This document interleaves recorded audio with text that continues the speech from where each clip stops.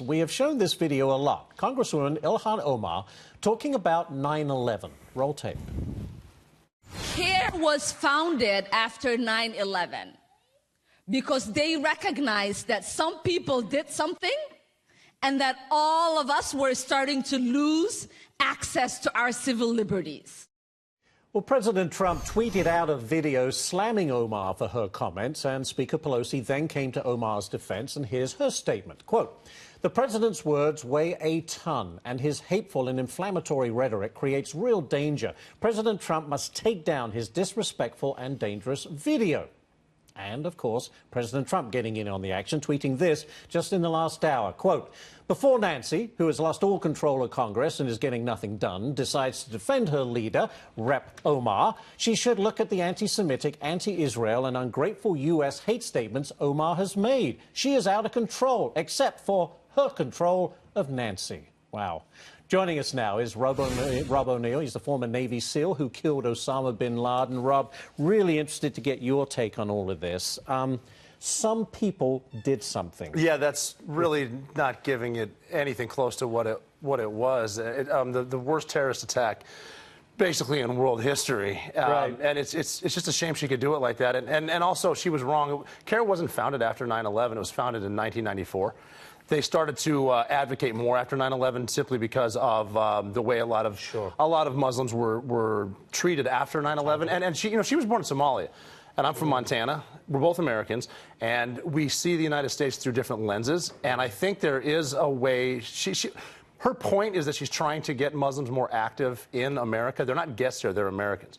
And she wants to do that, but the way she's doing it... Is this the way to do it? No, not at all. She knows what she's doing. She, a few weeks after the Benghazi attack, she tweeted out Allahu Akbar, which is God is greatest, which is what they're saying God is great. But I've heard terrorists yell that at me in a much different way. It's something else, too. It's combat. She's put up pictures of a map with Israel gone and a post-it note, at least Rashida Tlaib has, it says Palestine. Wipe it off the map. That's not the way to do it. And if she the way she was saying is some people did some things, and I think what she meant is people of a different ideology did this, not what we're doing.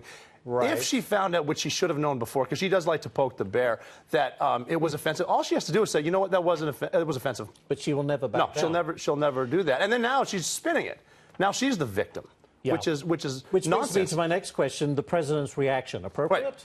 It's appropriate. He posts pictures of people who jumped to their deaths out of windows on the world, out of the top of the tallest towers in Manhattan, because for some reason jumping to your death would be an instant death as opposed to burning alive at 2,500 degrees Fahrenheit. And it wasn't Americans that got hit. There were people from over 90 countries in there. Muslims were killed in there. Yeah. And she blames it, well, this is President Trump's attack on women of color. No, it's not. There were women of color who died in both towers. There were women of color on Flight 93. There were women of color on the plane that hit the Pentagon and in the Pentagon. And there's a lot more. It's not a fight against Islam.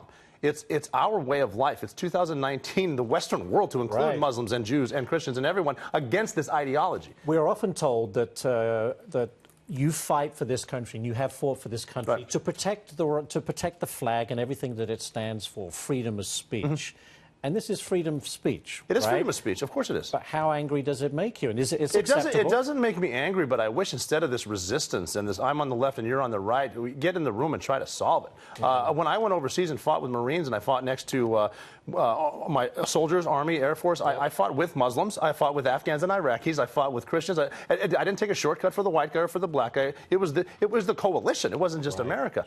And for them to say, well, he's showing pictures and videos of 9/11, and that's triggering. Okay, so you don't have a problem by ignoring that, but you can call us Nazis today? Yeah. No, I mean, that was pretty bad. Hitler was bad. Dangerous rhetoric. It's very, and they say, well, we shouldn't, it triggers people. You know what? We should be forced to watch 90 seconds of that a day after we say the Pledge of Allegiance every single morning. Because this is real. And guess what? They haven't forgotten about us. No. And they don't want to kill us because we're Americans. They want to kill us because we don't believe what they think God thinks we should believe. It's that simple. It's that simple. We'll have to leave it right there. Rob, as always, thanks so much for joining us. We appreciate it.